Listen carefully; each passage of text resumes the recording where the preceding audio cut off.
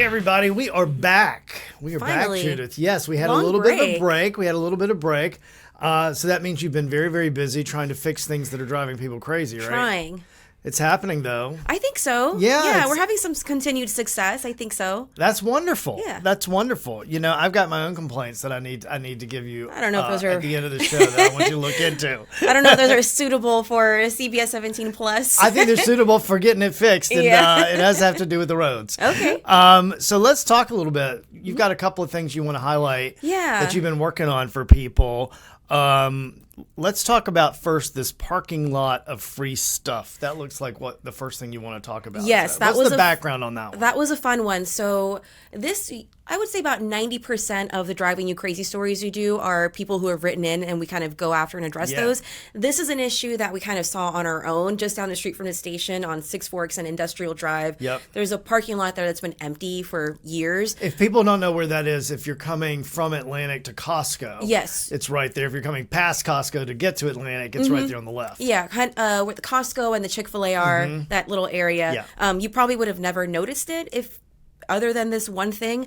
But we started noticing there was a bunch of signs everywhere that said free stuff, like you see in this video here, just kind of all around the block there. And in that parking lot, there's just, it was just stuff, clothes, toys, shoes. What was it coming from? So behind that is a wooded area, and what we learned was that there used to be a homeless encampment there, and I'd Okay. seen that before, just coming to and from the station. But Raleigh police went in there, helped get those people out of that encampment, put them in homes or other places. And so what I learned was that there is this organization, this volunteer-based cleanup crew, the Cleanup Posse, and they worked with RPD to try to get that homeless encampment cleared out. So I met this man. His name was Gus. He's very passionate about things not going into the landfill. So Yeah. he said he wanted to pull as many things out of there that he thought could still be usable for people, and just kind of lay it out and have people come take his free stuff. So he said him and Like his... recycling, basically. Yeah, recycling. So Repurposing. which is kind of an odd idea. I think typically when you go to like a Goodwill or a thrift store, you don't really think about where the stuff came from. Right. But some of it could be potentially coming from stuff like this. Yeah. He says his group goes out and kind of helps to clean out these homeless encampments all the time, but he said this was the biggest one that they've cleaned out, and there's still stuff in there. So yeah, that's kind of what was behind These that. are all volunteers. These are all volunteers. I was just out there getting video when he showed up. I thought he was just somebody who was coming to check the place out. Yeah. And he said, no, this was me and my crew, the cleanup posse.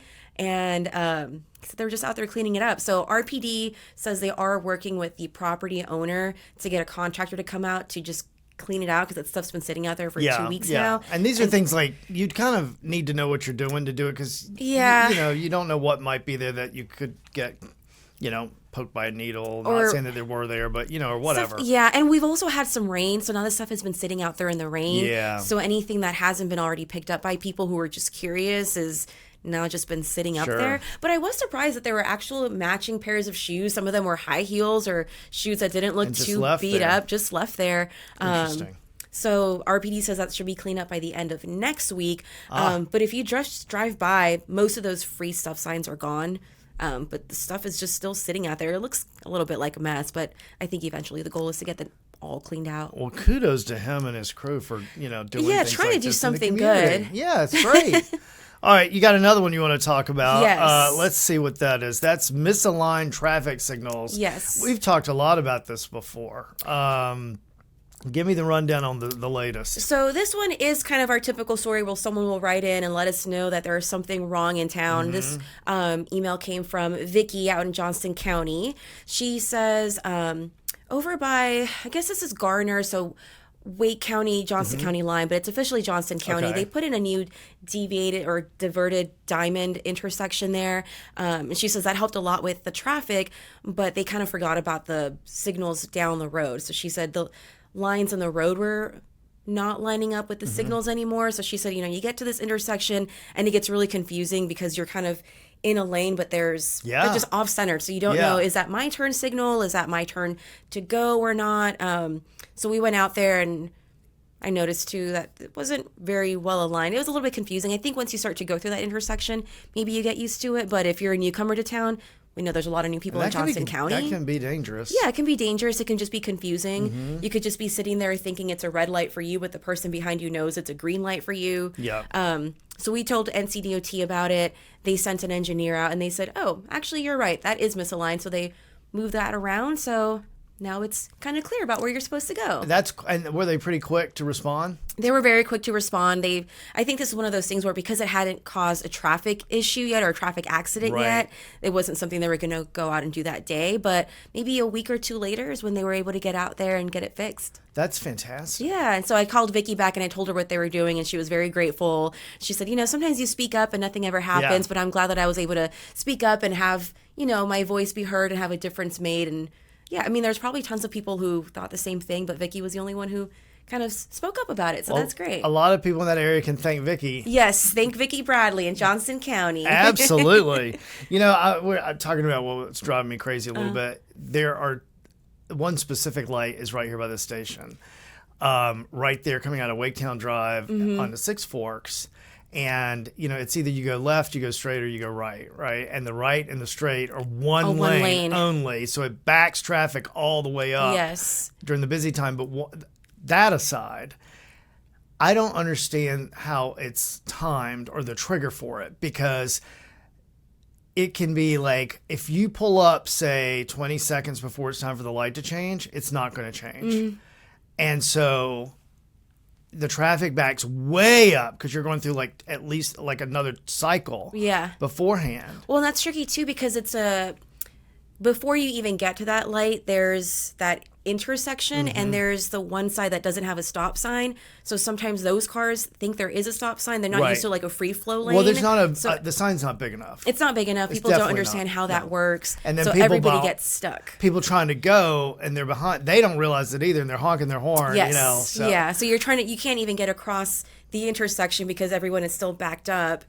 That one. And I mean, that's where they're trying to put on the other side of that, further down the street, they're trying to put a new entrance, that Midtown multimodal bridge or something, which I think is going to bring even more vehicles over. So it will. I think that we'll have to do some research, but the last time I looked, these things weren't moving that quickly. So hopefully they can iron out this first. Yeah, I mean, I think they have to redo that whole intersection if you're just thinking about how many people from this side are now going to want to go all the way through, and it's still just a one lane. And with all the new development that's happening at North Hills and right here where we are, it's going to get very trafficy. Yeah, I mean, you'd be surprised too the times of day that it gets traffic. I mean, lunchtime, you'd think people are not going to be out and about. You think it'd be more of a rush hour thing, but everyone's trying to go to Trader Joe's or BurgerFi or get their Wegmans lunch. And now we've got 2 new chicken places and the Whataburger about to come up. So it's only gonna get busier. I know. I'm curious to see how it will improve or maybe not improve, but we've certainly digressed quickly from It's not a personal issue. Exactly, but I know a lot of people feel it because I see the frustration. And it's every day. It's every single day. Doesn't matter what day it is. Yeah, I mean, especially during the holidays, right? Everyone's trying to go to Costco or Wegmans, and then it's weather days, the snow days. Yeah, I think it's bad. Yeah. You want to take a little break, and then we'll come back and talk about some more stuff you're working on? Sure. All right. We'll be right back.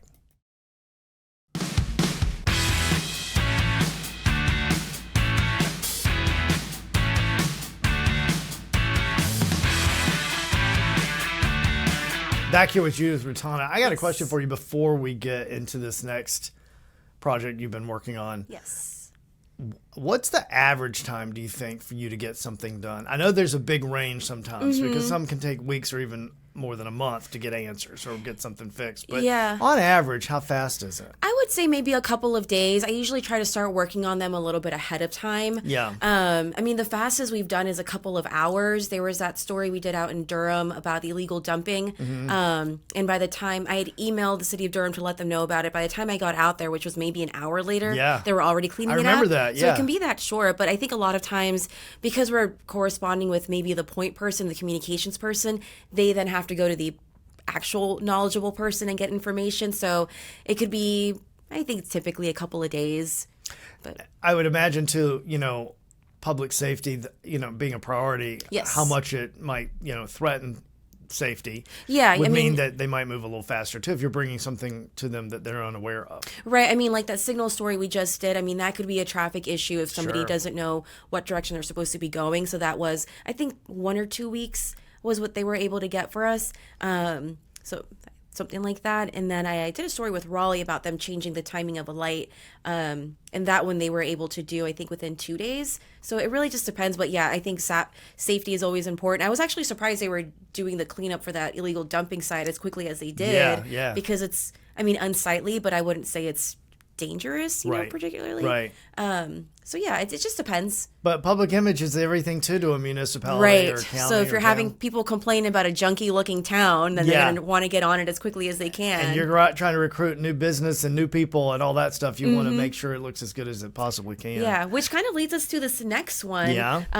Raleigh is doing a lot of work this year to get their roads kind of nice and smooth and nice and clean. And that point about a town being unappealing is what actually got us on this story. Somebody emailed in and said, you know, the city's always trying to get people to come downtown and to visit businesses, but some of these roads are so awful. Sometimes you don't want to drive down them.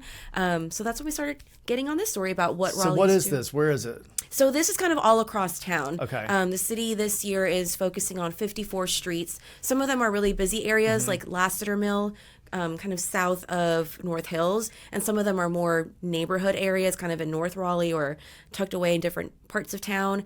So, I mean, the city only has so much money to work with every year, so Right. they really have to gauge what streets are the most important or the worst off, right? So this year they're working on 54 different streets or smoothing out. Some of them aren't terrible, but there may be streets that have a lot of patchwork. Yeah. Maybe some utility work has been done there, so now they're trying to smooth it out.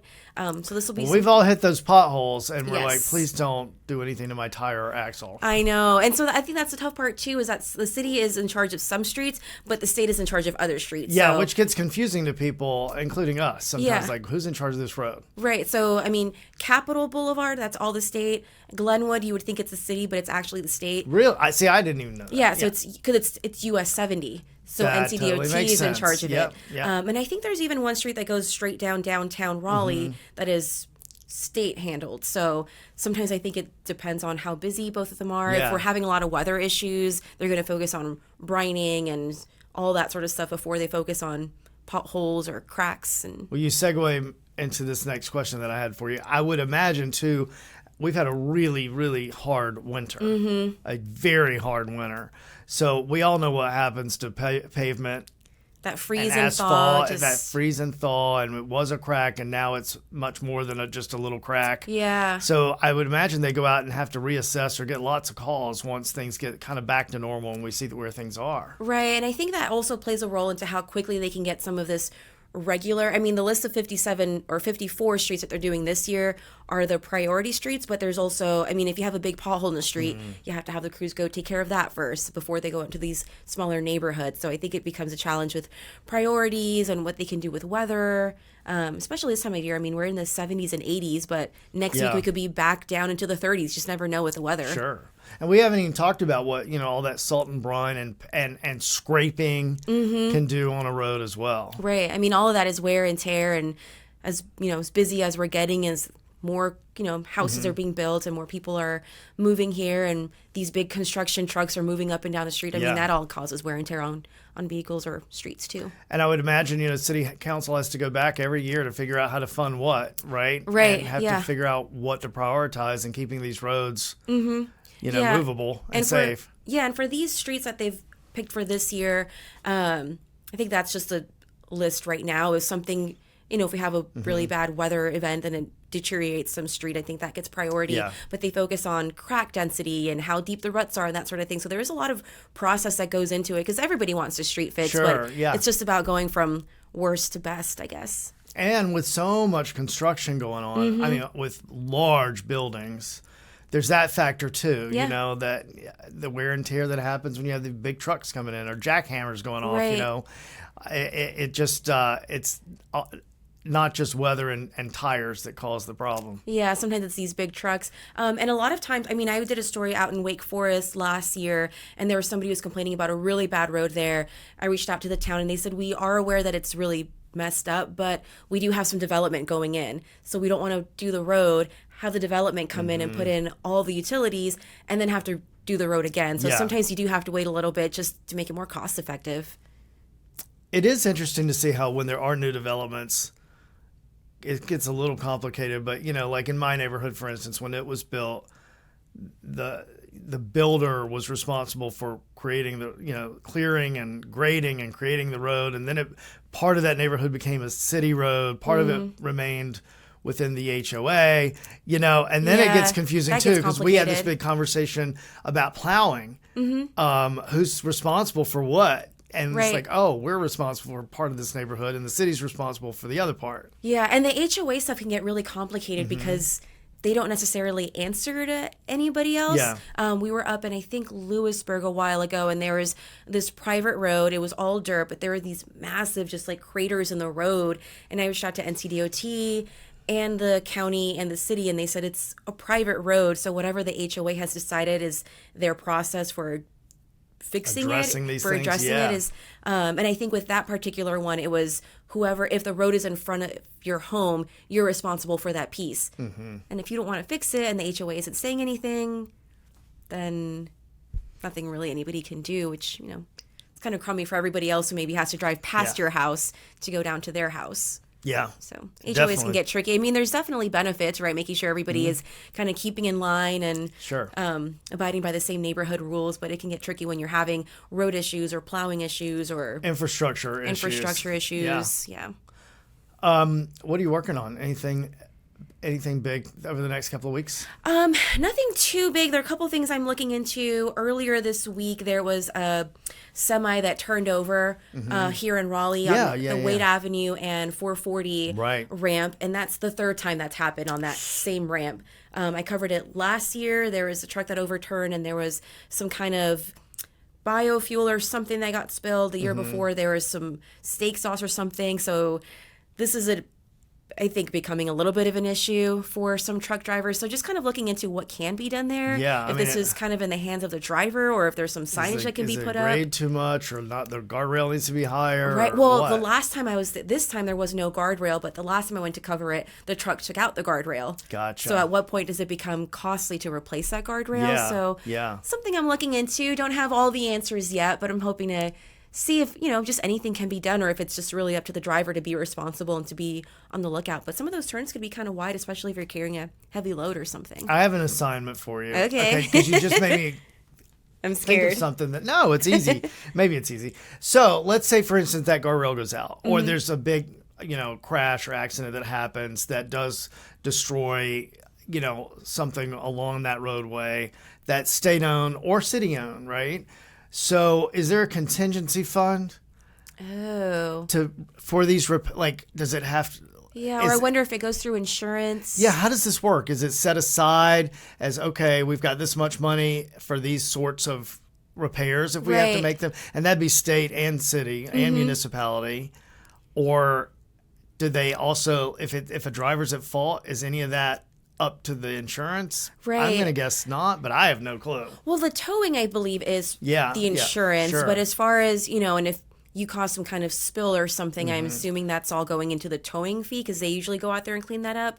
But you're right, guardrails, you're taking down a sign. Yeah, or like you said, chemical spills, like the hazmat, that becomes a whole deal, and that's very expensive to do Right. to mitigate as well. Yeah. No, good questions. I'll write that Okay. down. Write that down because we're going to test you the next time. Okay. Judith, I know you're having fun doing this. I do. I have a lot of fun. I think I also have just fun interacting with people who we can just talk to about what they're experiencing. I think so many times people see things and go, well, that's just the way it's going to be. But sometimes there can be something that's done. Yeah. I just went out to Cary. There is an intersection where somebody's asking, why a signal can't be put there. They're pretty close to another signal, so I think that's the answer. But they have thousands of vehicles that are going through there. They're right across the street from a daycare and from a Food Lion.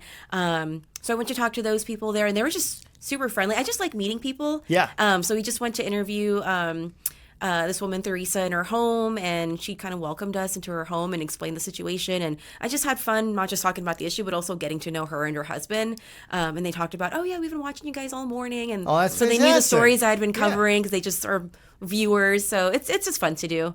And You've it's just rewarding taken too. this by the bullhorns. I mean, you really have. You've done so many great things, and I'm glad you're just like staying on it. And like you said, getting out there and talking to people, and you don't know what they're thinking unless you're out there hearing it, right? Right, exactly. So I do encourage anybody out there, if you're watching this and you think, oh, I have this weird thing in my neighborhood or something that I just want to get answers about.